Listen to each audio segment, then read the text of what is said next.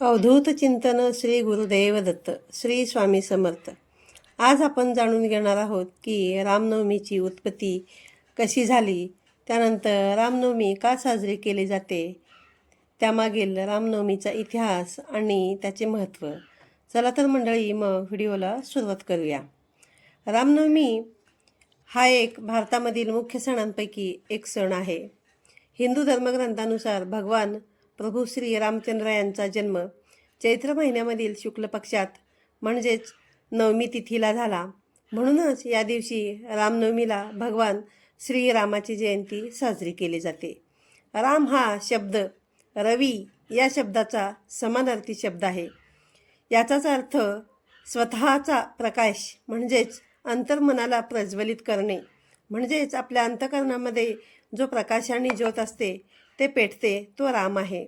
आणि कदाचित हेच कारण आहे की माणसाच्या जन्मांपासून ते शेवटपर्यंत फक्त रामाचे नावच सोबत असते. आत्म्याचा प्रकाश म्हणजे राम हे नाव आहे असे म्हटले जाते. तर आता पाहूया की रामनवमीची उत्पत्ती कशी झाली. रामनवमीची उत्पत्ती ही प्राचीन भारतामध्ये शोधली जाऊ शकते. जेव्हा हिंदू महाकाव्य रामायण वाल्मिकी ऋषींनी लिहिले होते त्यावेळेस रामायण भगवान रामाची कथा सांगते. त्यांचा जन्म अयोध्येमध्ये राजा दशरथ आणि राणी कौशल्या यांच्या पोटी झाला होता. हे तुम्हा सर्वांनाच माहिती आहे. रामनवमी हा सण 5000 वर्षापूर्वी भगवान रामाच्या जन्माच्या स्मरणार्थ अयोध्येचा राजा महाराजा इक्ष्वाकू याने या उत्सवाची सुरुवात केली होती असे म्हटले जाते. त्यामुळे आपण आता पाहूया की रामनवमी का साजरी केली जाते, त्याचा इतिहास आणि त्याचे महत्त्व काय आहे ते. रामनवमी हा सण भगवान रामाच्या जयंतीनिमित्त साजरा केला जातो. प्रभू श्रीरामाला आदर्श पुरुष म्हणून स्थापित केल्यामुळेही हा सण साजरा केला जातो. असे सांगितले जाते की पौराणिक कथा वाचून किंवा पाहून आपण हे शिकतो की माणसाचे चारित्र्य भगवान रामासारखे असावे. त्यामुळे भारतामध्ये रामाचे अनुयायी मोठ्या संख्येने हा सण साजरा करतात. तसेच रामनवमीच्या दिवशी प्रभू रामाचा जन्म झाला असे म्हटले जाते. म्हणून देशामधील सर्व हिंदू धर्मीय लोक हा सण मोठ्या थाटामाटाने खूप मोठ्या उत्साहामध्ये साजरा करतात. रामनवमीच्या या कारणास्तवच दरवर्षी या दिवशी हिंदू धर्माचे अनुयायी भगवान श्रीरामाच्या जन्मदिवसाच्या निमित्ताने रामनवमीचा हा सण फार मोठ्या उत्साहाने आणि थाटामाटाने साजरा करतात. तसेच असे मानले जाते की भगवान विष्णूचा 7वा अवतार असलेल्या रामाच्या जन्माच्या दिवसाला रामनवमी म्हणतात. चैत्र महिन्यामधील शुक्ल पक्षातील नवमी तिथीला भगवान रामाचा जन्म झाला, म्हणून याला रामनवमी असे म्हटले जाते. भगवान विष्णूच्या 7व्या मुख्य अवतारांपैकीच भगवान राम एक मानले जातात. पौराणिक कथेनुसार पृथ्वीवर तलावावर पसरलेल्या अत्याचार आणि असुरांचा नाश करण्यासाठी भगवान विष्णूने मर्यादा पुरुषोत्तम श्रीरामाच्या रूपांमध्ये अवतारित होऊन जन्म घेतला होता. धार्मिक ग्रंथानुसार कलियुगामध्ये मनुष्य फक्त भगवान रामाचे स्मरण करून सर्व अडथळे पार करू शकतो. माणसाच्या शेवटच्या काळामध्ये केवळ प्रभू रामाचे नाव घेतल्यानेच माणसाला मोक्षाची प्राप्ती होते. म्हणूनच भगवान राम यांना खूप महत्त्व आहे. भगवान रामांना मर्यादा पुरुषोत्तम राम असेही म्हटले जाते. त्यांनी कठीण काळातही धर्माची बाजू सोडली नव्हती. अधर्माचा अंगीकार त्यांनी केला नाही. म्हणूनच त्यांना मर्यादा पुरुषोत्तम भगवान श्रीराम असेही म्हटले जाते. जे म्हणतात की कठीण परिस्थितीतही पराभव स्वीकारून अयोग्य काम करू नये असे म्हटले जाते. लोक रामनवमीचा हा दिवस इतका शुभ मानतात की या दिवशी अनेक लोक आपली श्रद्धा व्यक्त करण्यासाठी भगवान श्रीरामांसाठी व्रत, वैकल्ये, उपवास, तपास वगैरे केले जातात. प्रभू श्रीरामांचे स्मरण करून लोक उपवास पूर्ण करतात आणि जय राम जय जय श्रीराम, जय राम जय जय श्रीराम असा मंत्रजपसुद्धा केला जातो. लोकांचा असा विश्वास आहे की हा सण भगवान श्रीरामाशी संबंधित आहे, म्हणूनच हा सण खूप शुभ मानला जातो आणि हा उत्सव मोठ्या थाटामाटामध्ये साजरा केला जातो. हा उत्सव भारतातील सर्वच हिंदू धर्मातील लोक साजरा करतात. तर आता आपण जाणून घेऊयात की रामनवमी उत्सवाची स्थापना आणि सांगता कशी होते आणि केव्हा होते ते.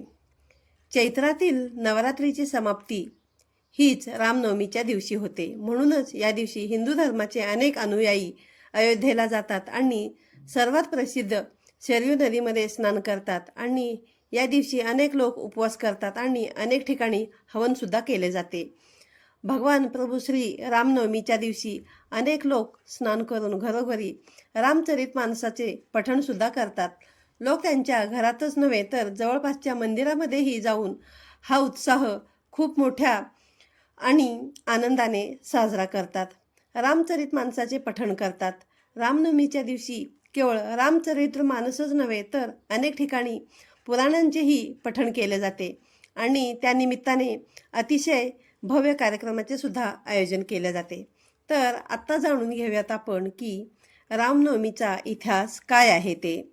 जर आपण पौराणिक कथांवर विश्वास ठेवला तर प्रभू श्रीरामांचा जन्म अयोध्येतील राजमहालामध्ये झाला होता. भगवान श्रीराम यांच्या वडिलांचे नाव महाराज दशरथ असे होते. राजा दशरथ यांना 3 बायका होत्या हे आपणा सर्वांना माहीतच आहे.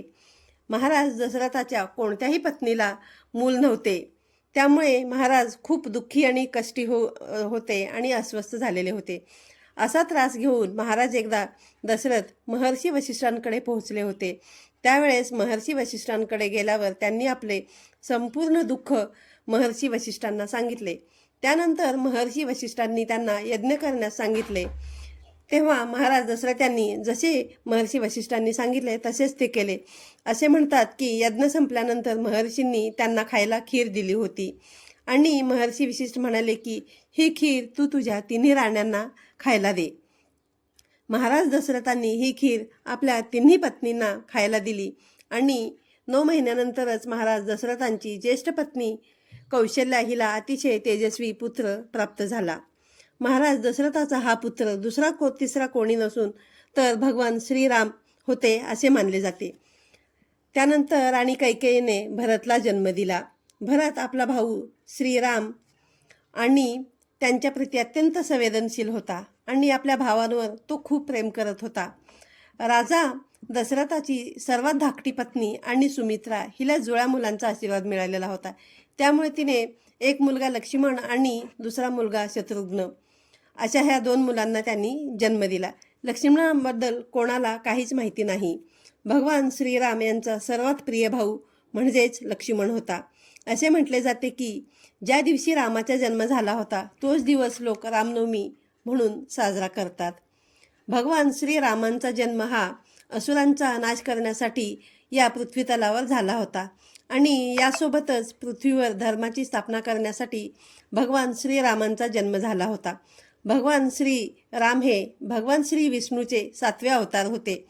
धर्मग्रंथानुसार विष्णूच्या 7 अवतारांपैकी एक म्हणूनच भगवान रामांचा जन्म राजा दशरथाच्या घरी झाला होता.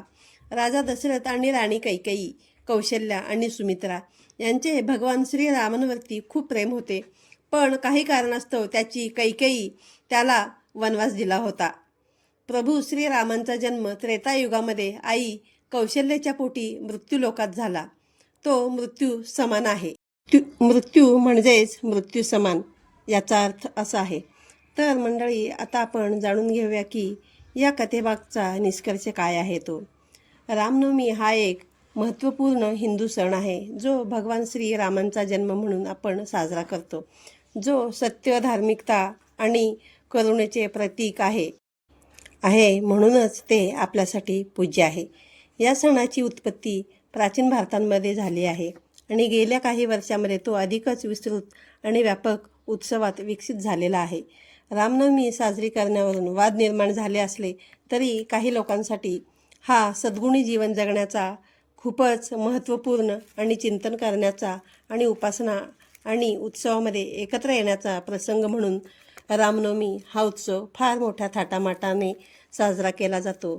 तर उद्या एप्रिलला तुम्ही सर्वांनी रामनवमी हा रामजयंतीचा उत्सव फार मोठ्या थाटामाटामध्ये साजरा करा आणि भगवान प्रभू श्रीरामांकडे तुमच्या ज्या काही इच्छा अपेक्षा असतील त्यासाठी प्रार्थना करा आणि भगवान प्रभू श्रीरामांचा आशीर्वाद घ्यायला विसरू नका. व्हिडिओमध्ये मी बऱ्याच जणांना माहीत आहे किंवा काही जणांना माहीत नाही अशी मी खूप उपयुक्त माहिती या व्हिडिओद्वारे देण्याचा तुम्हाला प्रयत्न केलेला आहे. जर व्हिडिओमधील माहिती तुम्हाला आवडली असेल तर व्हिडिओला लाईक करा, शेअर करा आणि सबस्क्राईब करायला विसरू नका. तर व्हिडिओ पूर्ण बघितल्याबद्दल तुम्हा सर्वांचे धन्यवाद.